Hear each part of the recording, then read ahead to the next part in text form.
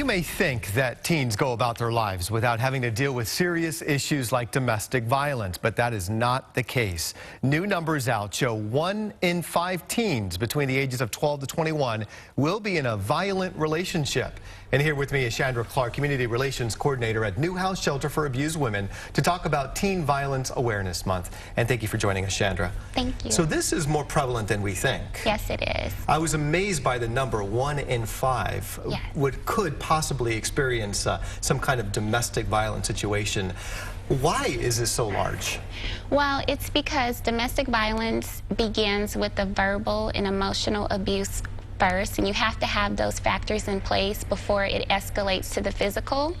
And with teens, it involves controlling, abusive, aggressive behavior. Such as? Such as name-calling, threatening, belittling words to one another, obsessive, compulsive behavior. And it starts at that young of an age? Yes, it does. Is it because these teens, and I don't want to pigeonhole anyone or any families, but is it because maybe there's a lack of role models in that house? Yes, that is one factor.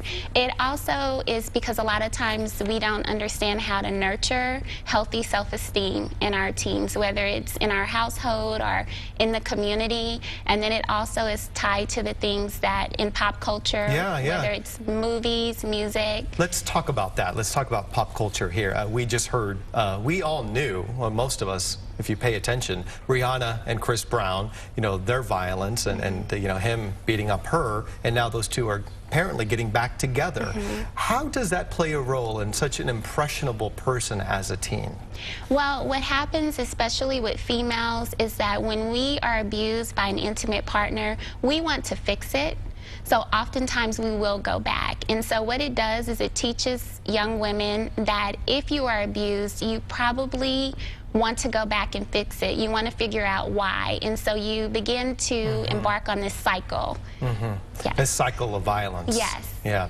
All right. And lastly, let's talk about parents. If they believe their child may be involved in a relationship that is abusive, are there signs that they can look for? Yes. It's isolation, fear, if you see tendencies of jealousy, outbursts of anger, there are signs. And it's so important that parents allow a safe environment for their teens to talk to them. All right, and we posted all of those signs on our website at kshb.com. But let's go ahead and talk about this upcoming event you guys have tomorrow, and this is to bring awareness to teen violence. Yes, so tomorrow, February 25th from 7 to 9 p.m., we have an art event at Leopold Gallery. It's called Wounds That Heal.